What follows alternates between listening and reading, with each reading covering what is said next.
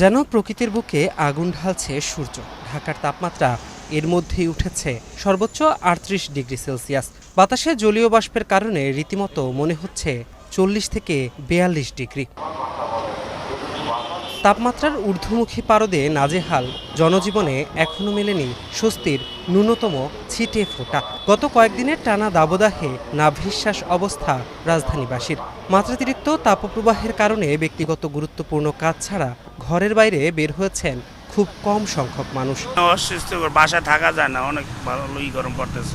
কোনো তো বৈশাখ মাসে না, বৈশাখ জ্যৈষ্ঠ এই 2 মাসের মধ্যে আরো গরম আসবে, আষাঢ় মাসে আরো গরম আসবে। জীবিকার তাগিদে কারো কারো রাস্তায় বের হতে হয়েছে জ্বলন্ত সূর্যকে মাথায় নিয়েই। তাই তো কাজের ফাঁকে সামান্য সুযোগ পেলেই মানুষ খুঁজছেন একটুখানি ছায়া, আর সেখানেই গা এলিয়ে অল্প সময়ের বিশ্রাম।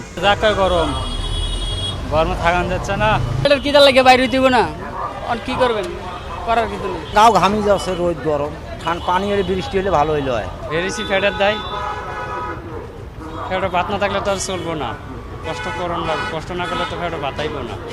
ছায় যা দাঁড়ায় থাকি, একটু রেস্ট ফেস্ট নিয়ে আবার রিক্সা চালাই।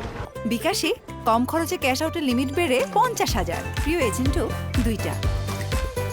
প্রতি বছর মে মাসে তাপমাত্রা সর্বোচ্চ থাকলেও এবার এপ্রিলেই তাপমাত্রা ছুঁয়েছে ৪০-এর কোটা। আবহাওয়া অধিদপ্তর বলছে এবার মে মাসে সর্বোচ্চ তাপমাত্রা হতে পারে ৪৪ ডিগ্রি সেলসিয়াস। ২০২৪ সাল উত্তপ্ত বছর হতে যাচ্ছে। তাপপ্রবাহ অব্যাহত থাকবে, তবে তাপপ্রবাহের বৈশিষ্ট্য হলো কোনো সময় এই তাপপ্রবাহ দীর্ঘদিন ধরে একটানা চলতে পারে, তবে অতি তীব্র বা তীব্র তাপপ্রবাহের ব্যক্তিকাল অনেক কম থাকে।